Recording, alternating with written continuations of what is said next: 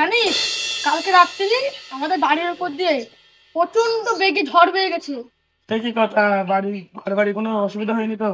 না না, ঘর বাড়ি কোনো ক্ষয়ক্ষতি হয়নি, কিন্তু বাড়িটা উড়ে গেছে। তুই জানিস আমি একবার বাঘের মুখোমুখি হয়েছিলাম।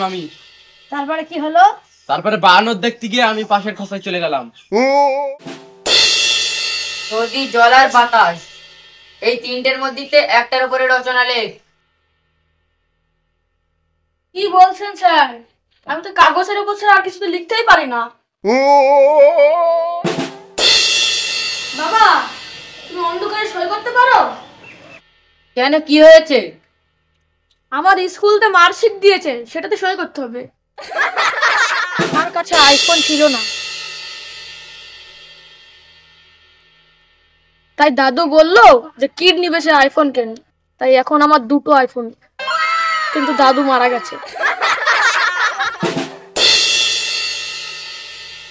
স্যার বলেন তো, মাঝখানে কথা বলতে পারে না? আপনার মাথাটা যদি জলের মধ্যে দেয় তাহলে কি আপনি কথা বলতে পারবেন? বাইক চালেন, আমার ছেলে কলম গিলে ফেলেছে।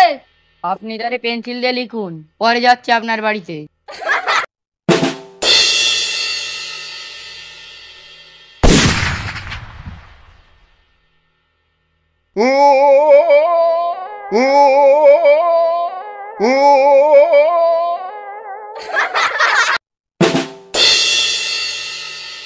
সাহেব, আপনি কোথায়? তাড়াতাড়ি আসুন, আমি মনে হয় 10 মিনিটের মধ্যে মারা যাবো।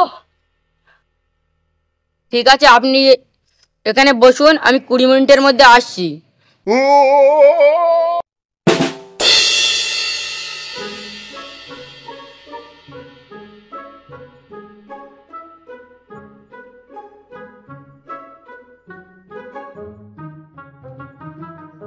আজকেই তোর ফাঁসি। কিন্তু জেলা সাহেব, আমার ফাঁসি তো 4 মাস পরে হওয়ার কথা ছিল। সবই তো বুঝলাম, তুই আমার গ্রামের লোক, এই জন্য তো কালকে এখনই করে দিচ্ছি।